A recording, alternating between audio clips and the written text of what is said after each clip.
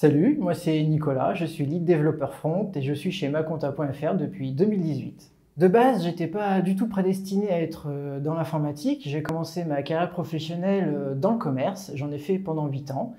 Et puis j'ai décidé de changer de voie.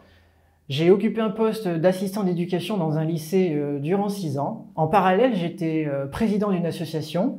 Et comme je cherchais à réaliser un site internet pour cette association, et que je ne trouvais pas de solution gratuite qui me plaisait, je me suis dit pourquoi pas le réaliser moi-même. Alors j'ai commencé à m'intéresser au sujet, à regarder comment on fait, et puis j'ai découvert un métier passionnant, j'ai découvert qu'il existait des formations. Alors j'ai entamé une reconversion professionnelle pour pouvoir devenir développeur. J'ai commencé une formation diplômante et en plein milieu de mon parcours, maconta.fr a trouvé mon CV très graphique sur Pôle emploi et ils m'ont contacté pour rejoindre leurs équipes.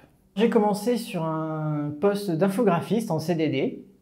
Je me suis occupé de la mise en place du blog, puis quelques tâches en HTML et CSS. Au bout de 6 mois, j'ai obtenu un CDI sur un poste d'intégrateur web où j'ai pu mettre en place la nouvelle version du site web. J'ai commencé à m'occuper de toute la partie UX, UI. J'ai fait aussi pas mal de développement en JavaScript natif. Et aujourd'hui, j'ai fait évoluer mon poste vers un lead développeur front.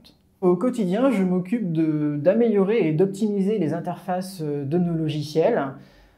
Grâce au logiciel Figma, je maquette toutes nos nouvelles fonctionnalités ou améliorer les existantes. Et puis, une fois que ces maquettes sont validées, je m'occupe de les transformer en code informatique.